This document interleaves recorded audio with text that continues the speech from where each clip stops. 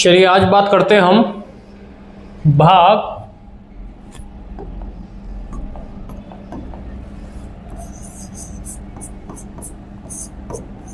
2 पर चर्चा करेंगे। और भाग 2 बात करता है हमारा नागरिकता को लेकर के। नागरिकता की बात करें तो ये नागरिकता यानी अनुच्छेद 5 से 11 तक नागरिकता का उल्लेख किया गया है। हम अगर बात करें भारत में नागरिकता, अगर हम बात करें भारत की नागरिकता,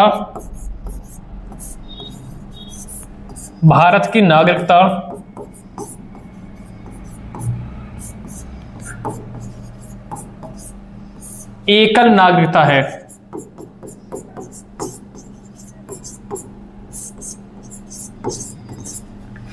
अगर हम बात करें भारत की नागरिकता तो एकल नागरिकता है। और ये नागरिकता का जो प्रावधान है, यानी नागरिकता का जो प्रावधान है वो हमने लिया है ब्रिटेन से। नागरिकता का प्रावधान कहां से लिया है?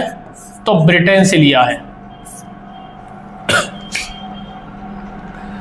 भाग 2 संविधान का भाग 2 नागरिकता की बात करता है। अनुच्छेद 5 से 11 है। इसमें भारत की नागरिकता एकल नागरिकता है और ये प्रावधान लिया है हमने ब्रिटेन से। इसमें अगर नागरिकता हम बात करें तो नागरिकता में 2 तरह के अगर हमें अनुच्छेद देखने को मिलते हैं। यानी अगर हम बात करें अनुच्छेद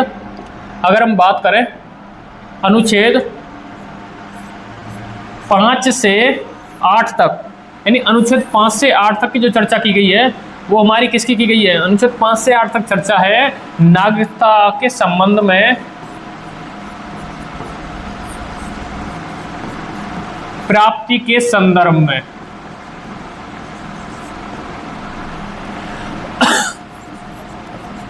और अनुच्छेद 9 से 11 तक की जो चर्चा की गई है, अनुच्छेद 9 से 11 तक की जो चर्चा है वो है हमारी संसद के अधिकारों को लेकर के, या नागरिकता समाप्ति के अधिकार। संसद के अधिकारों को लेकर के बात की गई है। नागरिकता भाग 2 नागरिकता है, अनुच्छेद 5 से 11 है। भारत की नागरिकता एकल नागरिकता है, प्रावधान ब्रिटेन से लिया गया है। और अनुच्छेद 5 से 8 जो है नागरिकता प्राप्ति के संदर्भ में है। अनुच्छेद 9 से 11 है वो संसद के अधिकारों को बताता है कि नागरिकता की किस तरह समाप्त किया जा सकता है और किस प्रकार नागरिकता को लेकर के कोई भी कानून बना सकती है। ये हमारे संसद के अधिकार को लेकर के चर्चा करता है। उसके बाद अगर हम बात करें अनुच्छेदों को डिटेल में बात करें, यानी अगर हम बात करें अनुच्छेद 5, अगर हम बात करें अनुच्छेद 5 की, तो अनुच्छेद 5 कहता है कि जो संविधान लागू होने से पूर्व, यानी संविधान लागू होने से पूर्व भारत के राज्य क्षेत्र में निवास जो भी कर रहा हो, यानी संविधान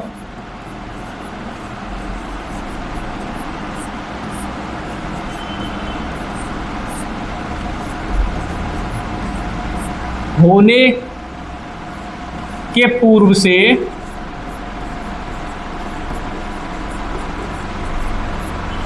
भारत के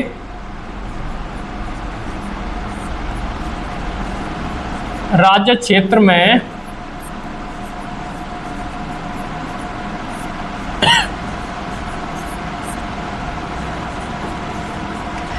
निवास क्षेत्र में, राज्य क्षेत्र में निवास करने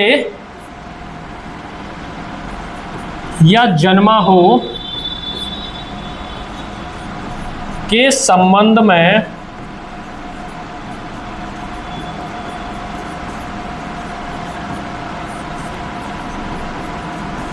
नागरिकता प्राप्ति, यानी कोई भी भारत संविधान लागू होने, यानी संविधान लागू कब हुआ था? पूर्णतः लागू हुआ था, यानी संविधान पूर्णतः जो लागू हुआ था वो हुआ था 26 जनवरी 1950। संविधान लागू हुआ था 26 जनवरी 1950 को लागू हुआ था संविधान, ठीक है, पूर्णतः। और आंशिक रूप से अगर बात करें हम, आंशिक रूप से लागू हुआ था संविधान, यानी आंशिक रूप से संविधान लागू हुआ था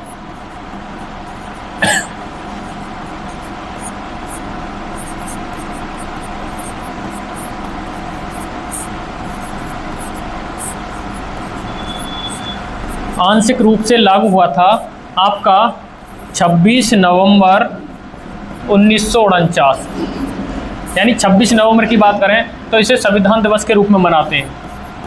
इसे संविधान दिवस के रूप में मनाते हैं। और अगर बात करें 26 नवंबर की, तो 26 नवंबर को संविधान का निर्माण हुआ था, संविधान बनकर तैयार हुआ था।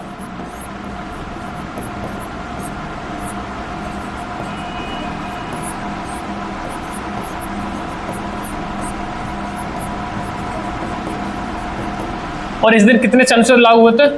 15 आर्टिकल लागू होते हैं इस दिन, ठीक है।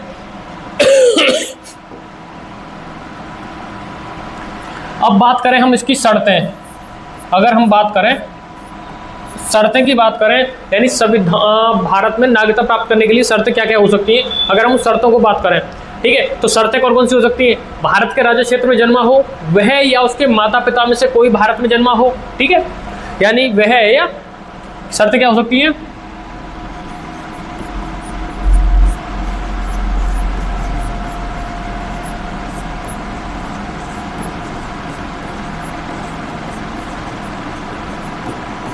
जन्मा हो, भारत के राज्य क्षेत्र में जन्मा हो। दूसरी शर्त क्या हो सकती है? वह या उसके माता पिता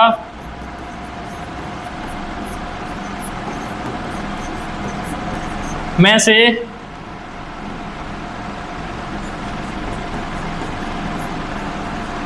भारत के क्षेत्र में जन्मा हो। तीसरा स्टेटमेंट क्या हो सकता है? तीसरा स्टेटमेंट हो सकता है आपका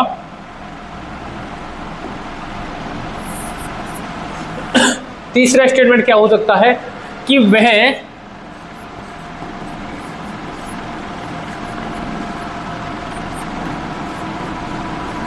संविधान लागू होने से पूर्व से 5 वर्षों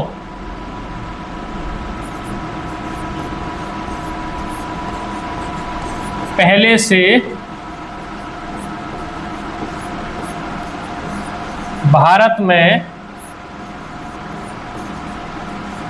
निवास कर रहा हो। ये इसकी शर्तें हैं नागरिकता प्राप्ति को लेकर के, अनुच्छेद 5 हमारा कहता है, ठीक है। उतार लीजिए, फिर नेक्स्ट कराते हैं।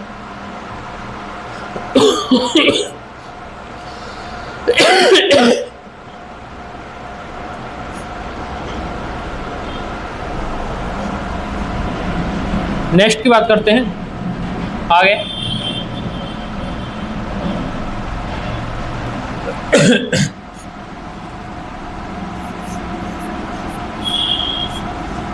अनुच्छेद 6 क्या कहता है?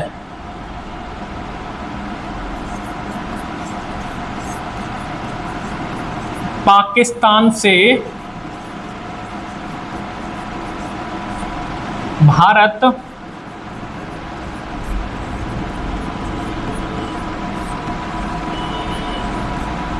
आने वालों को नागरिकता,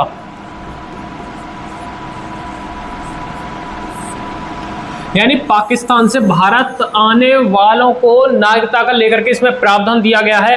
और इसमें जो बात की गई है, इसमें बात की गई है, अगर हम एक लाइन समझें, 19 जुलाई 1948, इससे कुछ तो पहले आए होंगे और कुछ बाद में आए होंगे, तो उनको लेकर के क्या प्रावधान थे हमारे संविधान में, हम उसकी बात कर रहे हैं। अगर बात करें हम पहले, यानी 19 जुलाई 1948 से पहले आए और बाद में आए, उनको लेकर के क्या प्रावधान है, तो उनको लेकर के अगर हम बात करें प्रावधान की,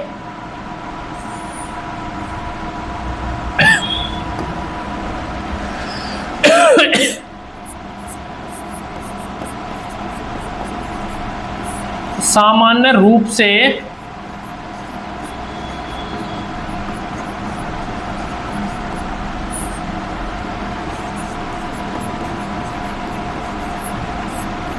आसानी से मिल सकती है।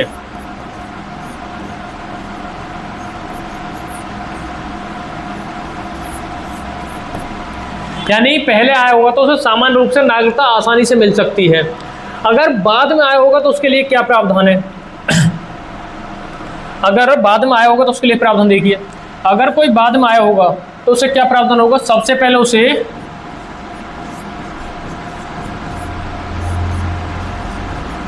रजिस्ट्रार ऑफिस में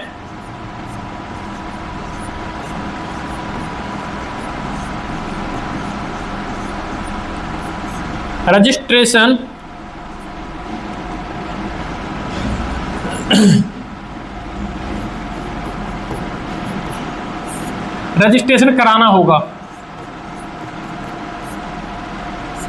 और रजिस्ट्रेशन से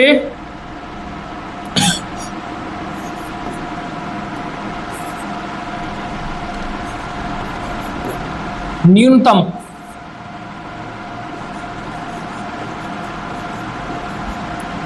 न्यूनतम 6 माह का निवास होना चाहिए।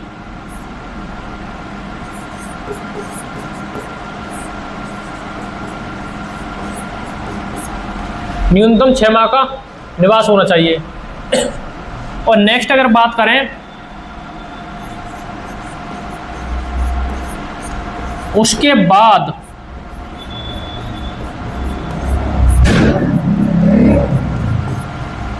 बाद उसे नागरिकता प्राप्त हो सकती है, यानी नागरिकता प्राप्त हो जाएगी, उसे नागरिकता दे दी जाएगी या नागरिकता प्राप्त हो जाएगी। उसे न्यूनतम 6 माह का उसे निवास होना चाहिए। यानी अनुच्छेद 6 के तहत पाकिस्तान से भारत आने वालों को लेकर के नागरिकता की बात कर रहा है। और इसमें है 19 जुलाई उससे पहले आया होगा उसके लिए क्या प्रावधान है और बाद में आया होगा उसके लिए क्या प्रावधान है। पहले की वही प्रावधान हो जाएगा जो हमने अनुच्छेद 5 में पढ़ा था, बाद के लिए अलग प्रावधान हो जाएगा। ठीक है, चलिए उतारिए से बात करते हैं अनुच्छेद 7 को।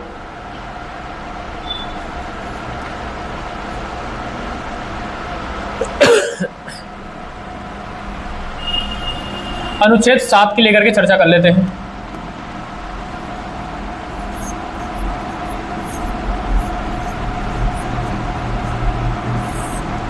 अनुच्छेद 7 क्या कहता है कि जो पहले पाकिस्तान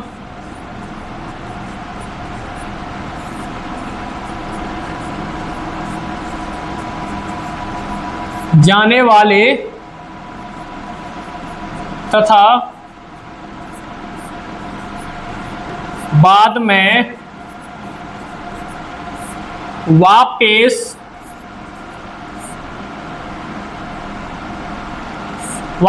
पुनः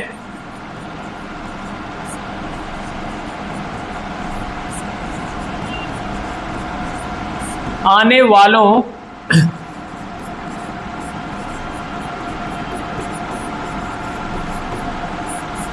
को नागरिकता,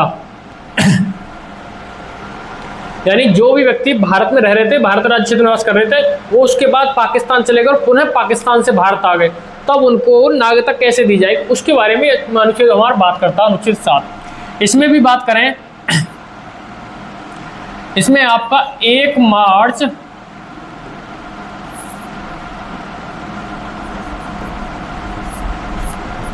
1947 की ये चर्चा कर रहा है। ये क्या कर रहा है? 1 मार्च 1947 की ये चर्चा कर रहा है। और इसके बारे में बात करें तो क्या हो सकता है?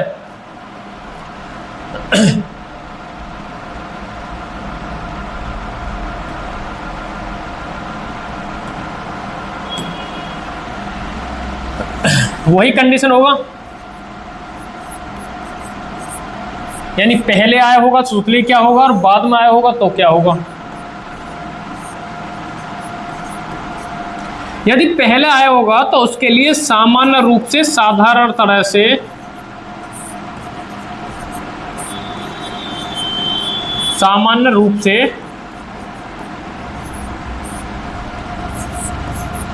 आसानी से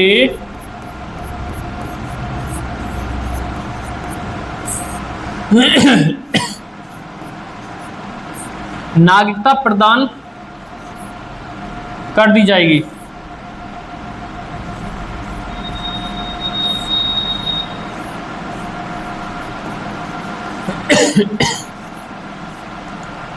तबीयत खराब सी। अगर बात करें बाद की, तो बात के लिए सबसे पहले पाकिस्तान सरकार से।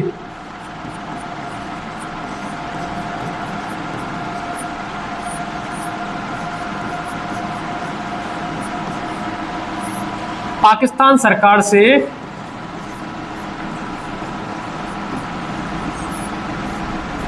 स्थायी निवास प्रमाण पत्र लाना होगा।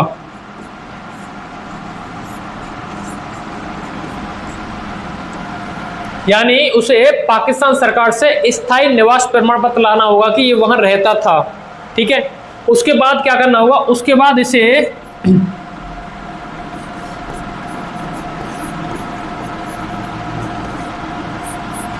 रजिस्ट्रार ऑफिस में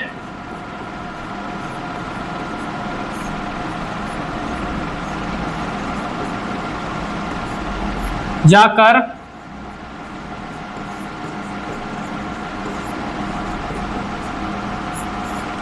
रजिस्ट्रेशन कराना होगा।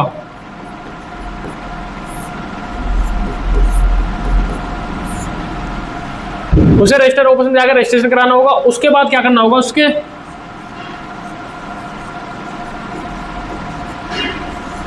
न्यूनतम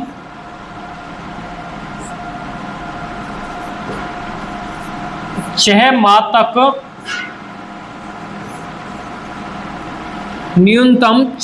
तक निवास रहना होगा।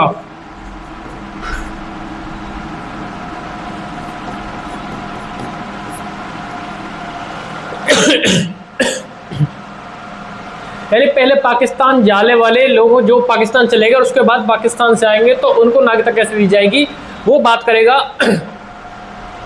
1 मार्च 1947 से पहले और 1 मार्च 1947 के बाद की बात करेगा। इसमें क्या है कि पहले आएगा तो उसे सामान्य रूप से नागरिकता प्रदान कर दी जाएगी। अगर बाद में आएगा तो उसे पाकिस्तान सरकार से स्थायी निवास प्रमाण पत्र लाना होगा, रजिस्ट्रार ऑफिस में जाकर रजिस्ट्रेशन कराना होगा और न्यूनतम 6 माह तक निवास करना होगा। उसके बाद उसे नागरिकता दे दी जाएगी। ठीक है, अब बात करते हैं आर्टिकल 8। आर्टिकल 8 क्या कहता है? आर्टिकल 8 के बारे में देख लेते हैं भाई। अनुच्छेद 8 को लेकर के बात कर लेते हैं।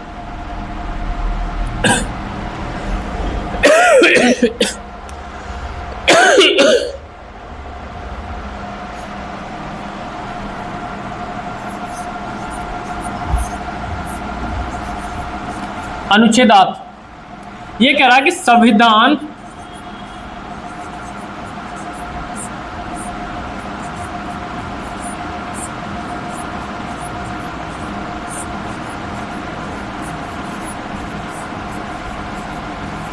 पूर्व से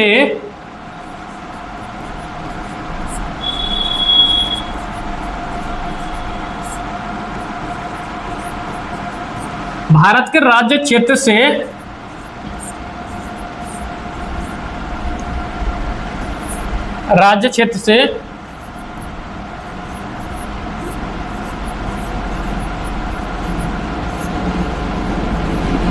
निवास कर रहा हो। यानी ये कह रहा है हमारा कि कोई भी व्यक्ति भारत के राज्य क्षेत्र से बाहर निवास कर रहा हो, ठीक है, उसे नागरिकता दी जाएगी, परंतु वह भारतीय मूल का हो।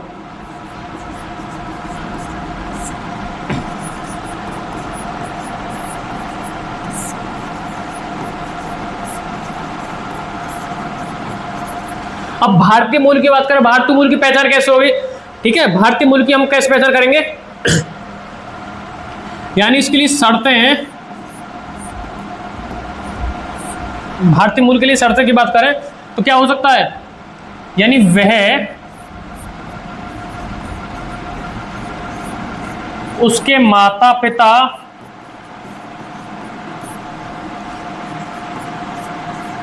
या दादा दादी या नाना नानी में से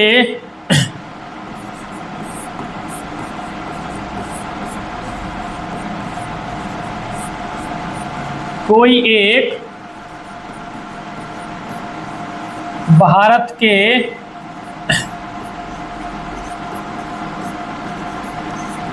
क्षेत्र में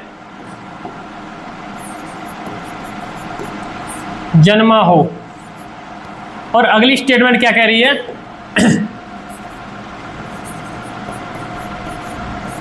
भारत का राज्य क्षेत्र वह होगा जो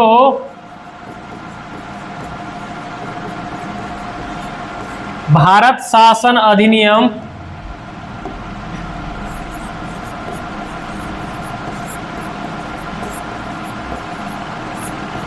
1935 में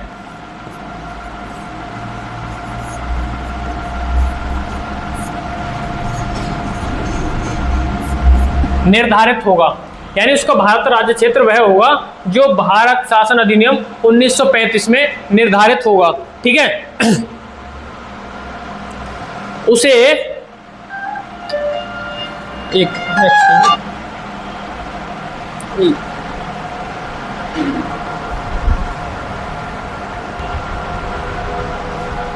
ठीक है। उसके बाद बात करें हम हाँ, भारत शासन अधिनियम 1935 में निर्धारित हो। ठीक है, साथ ही भारतीय दूतावास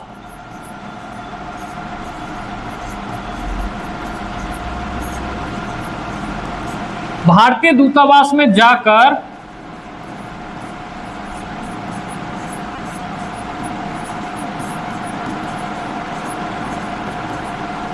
रजिस्ट्रेशन कराना होगा।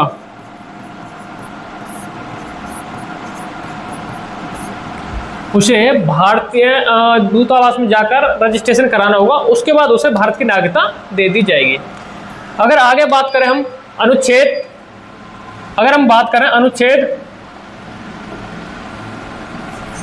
9 की, अनुच्छेद 9 क्या कहता है कि यदि कोई व्यक्ति जो भारत का नागरिक है और वो अन्य देश की नागरिकता ग्रहण कर ले तो उसकी नागरिकता स्वतः ही समाप्त हो जाएगी। ठीक है, यानी कहने का मतलब है, यानी कोई व्यक्ति या नागरिक, यानी कोई भारतीय नागरिक, ऐसे लिख लें,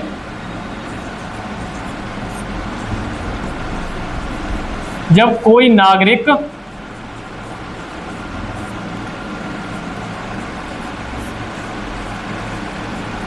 अन्य देश की नागरिकता ग्रहण कर ले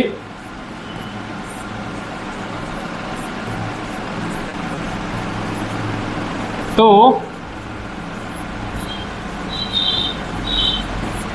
उसकी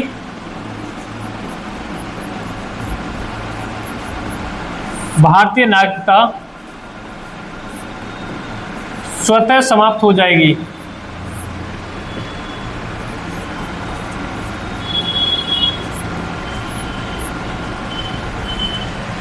यानी कोई भी व्यक्ति है, यानी कोई भी नागरिक जो अगर अन्य देश की नागरिकता ग्रहण कर ले तो उसकी नागरिकता स्वतः ही समाप्त हो जाएगी। ठीक है, उसके बाद अगला क्या है?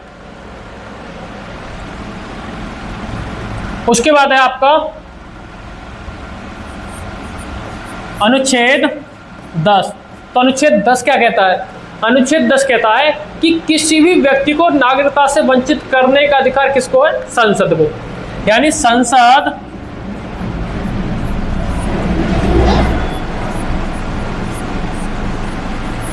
कोई भी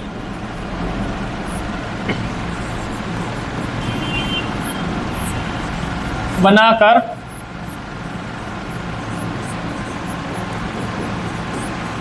किसी को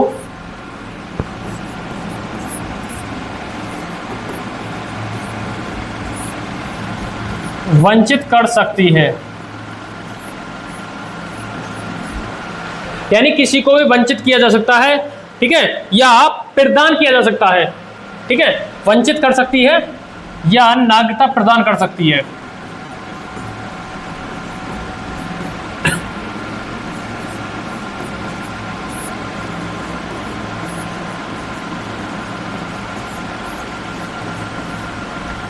या नागरिकता प्रदान कर सकती है।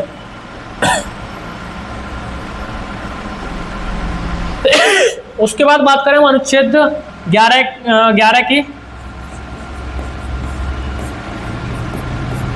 अनुच्छेद 11 क्या कहता है कि नागरिकता से संबंध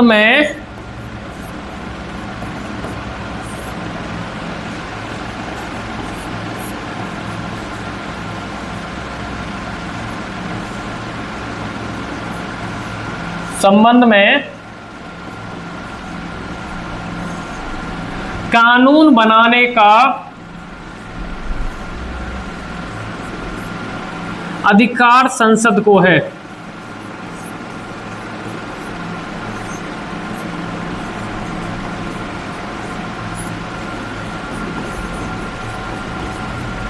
अर्थात नागरिकता से संबंध में संसद कोई भी कानून बना सकती है। नागरिकता से संबंध में संसद कोई भी कानून बना सकती है। अगर हम बात करें नागरिकता को लेकर के, यानी नागरिकता प्रदान कैसे होगी, यानी नागरिकता कैसे प्राप्त होगी, नागरिकता प्राप्त कैसे होगी, नागरिकता प्राप्त कैसे होगी और नागरिकता त्याग कैसे होगा या समाप्त। नागरिकता ग्रहण कैसे की जाएगी, प्राप्त यानी ग्रहण करना और त्याग यानी समाप्त हो जाना नागरिकता को। तो इसके बारे में हम बात करें, नागरिकता कितने प्रकार से प्राप्त की जा सकती है, 5 तरह से, और त्याग हो सकता है 3 तरह से। 5 तरह कौन कौन से हो सकते हैं? सबसे पहले हो गया आपका जन्म, यानी जन्म के बाद, अब जब व्यक्ति जन्म लेगा तो उसका वंश भी चलेगा, तो वंश से।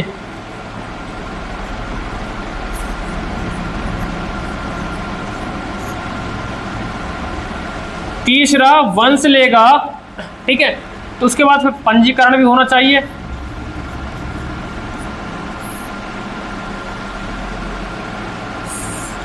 पंजीकरण से, पंजीकरण के बाद वो जब रहने लगी जाएगा, पंजीकरण हो जाएगा तो उसका देशीयकरण से भी हो जाएगा। और एक और तरीका रह सकता है फिर, जब कोई भी भारत के राज्य क्षेत्र में किसी राज्य को शामिल किया जाए।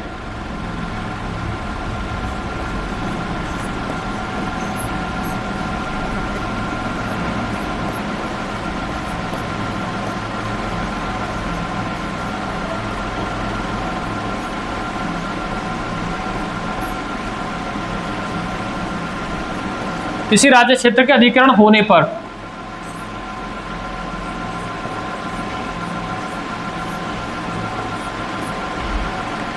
अगर हम बात करें त्याग किस प्रकार से हो सकता है, एक तो हो सकता है परित्याग,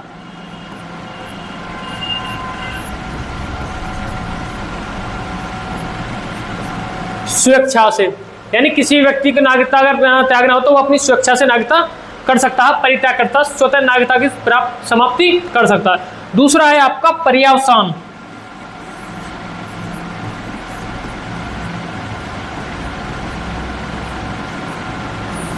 पर्यावसान का मतलब क्या होता है, स्वतः समाप्त।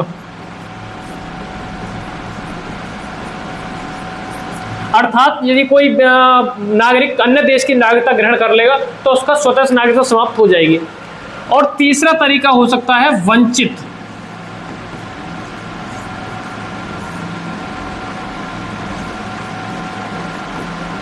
वंचित करना। ये तीन प्रकार नागरिकता का त्याग हो सकता है और 5 प्रकार से नागरिकता को प्राप्त किया जा सकता है।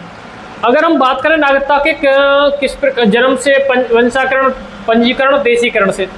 अगर जन्म से बात करें तो यानी कहने का मतलब है कोई व्यक्ति भारतीय के राज्य क्षेत्र में जन्मा हो तो उसे भारत की नागरिकता दे दी जाएगी। लेकिन इसमें भी अपवाद है कि शत्रु देश का, यानी अगर हम बात करें, एक सेकंड,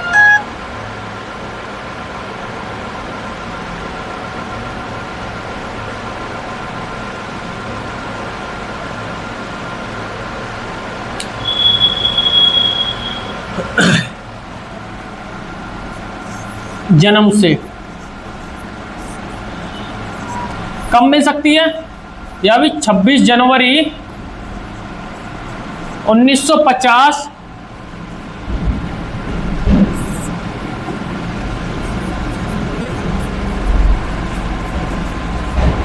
से पहले या बाद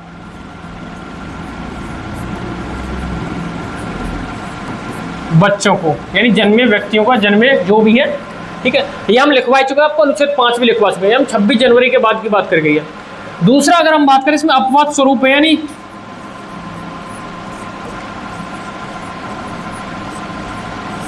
अन्य देश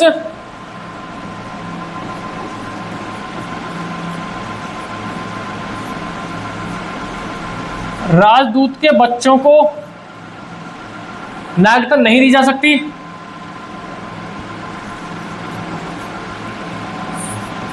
और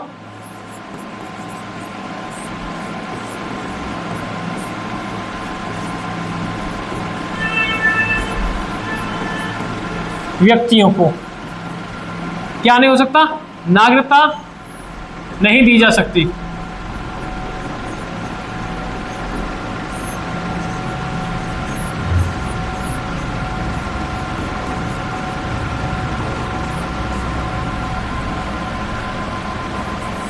उसके बाद है वंश क्रम से। आप बताओ वंश क्रम क्या होता है, आप जानते हो वंश क्रम क्या होता है, बताइए मुझे।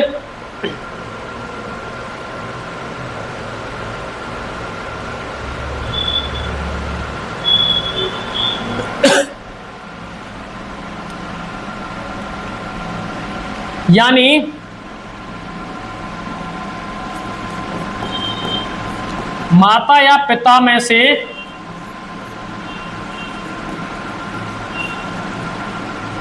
भारत राज्य क्षेत्र में जन्मा हो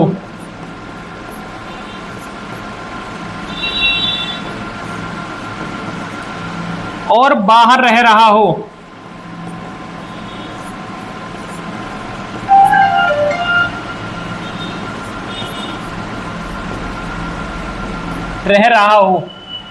तो उसे 1 वर्ष के भीतर, जन्म के 1 वर्ष के भीतर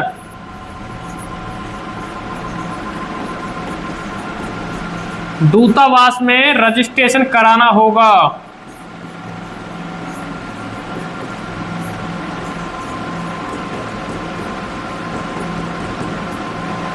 और नागरिकता संशोधन अधिनियम के तहत 1992 के तहत ऐसा था कि पहले पिता का होना जरूरी, अब ऐसा कुछ भी नहीं है। अब अगर माता भी विदेशी शादी कर लेगी तो उसके बच्चों को भी भारत की नागरिकता मिल जाएगी, ठीक है।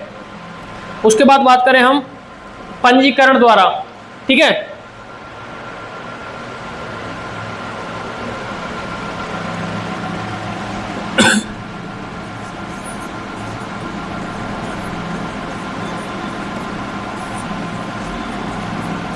पंजीकरण द्वारा, यानी पंजीकरण के लिए क्या क्या शर्त होनी चाहिए, पंजीकरण के लिए कौन कौन शर्तें होनी चाहिए।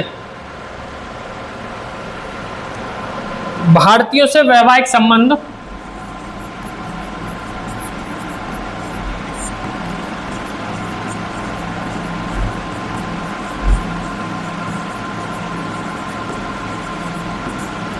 भारतीयों से वैवाहिक संबंध,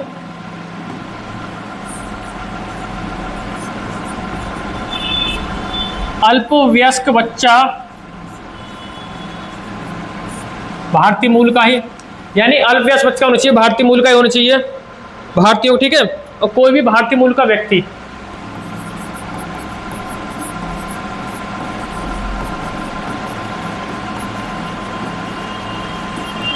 और उसे कम से कम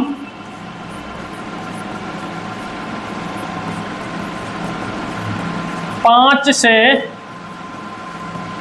7 वर्ष तक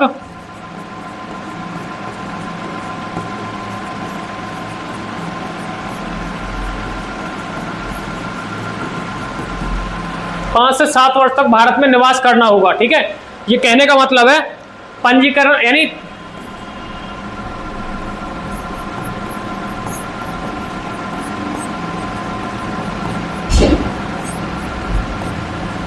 रजिस्ट्रार ऑफिस में पंजीकरण कराने से यानी रजिस्टर ऑफिस में पंजीकरण कराने से 5 से 7 वर्ष तक भारत में निवास करना उसे जरूरी है, न्यूनतम कम से कम, ठीक है, तब जाके पंजीकरण कराना होगा, यानी 5 से 7 वर्ष तक निवास करने के बाद, ठीक है।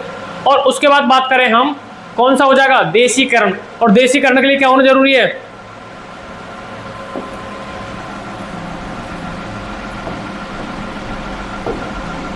देशीयकरण।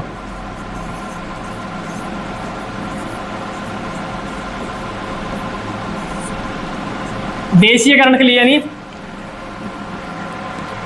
उसे अपने देश की नागरिकता त्यागनी होगी।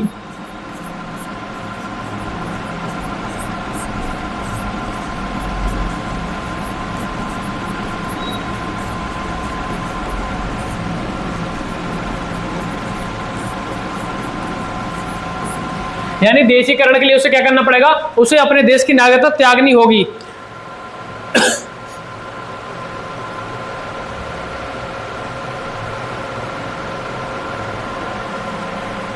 सबसे महत्वपूर्ण बात,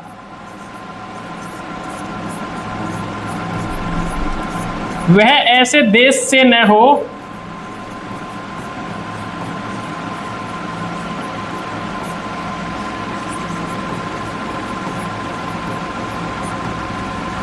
भारतीयों को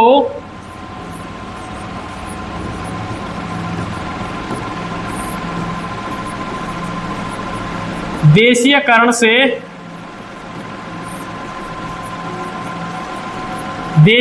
से नागरिकता से वंचित किया गया हो।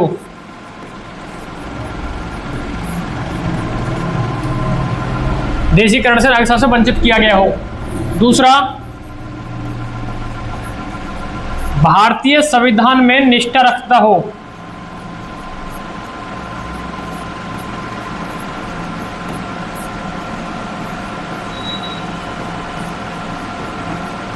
भारतीय संविधान में निष्ठा रखता हो, भारतीय तिरंगे का सम्मान करता हो और भारतीय आदर्शों का भी वो क्या करता हो, सम्मान यानी मान करता तो, ठीक है। पूर्ण आयु क्षमता वाला व्यक्ति होना चाहिए।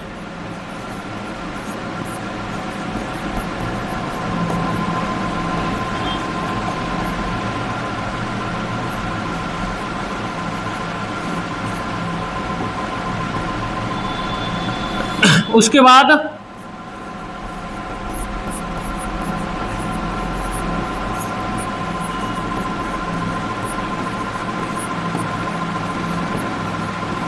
रह रहा हो तो पंजीकरण कराना होगा।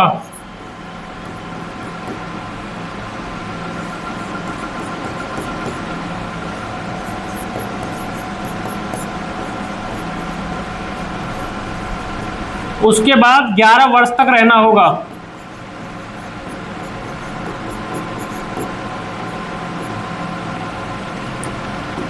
ग्यारह वर्ष तक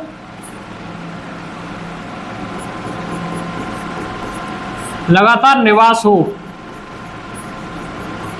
यानी 1+11, तब उसे नागरिकता दे दी जाएगी, ठीक है।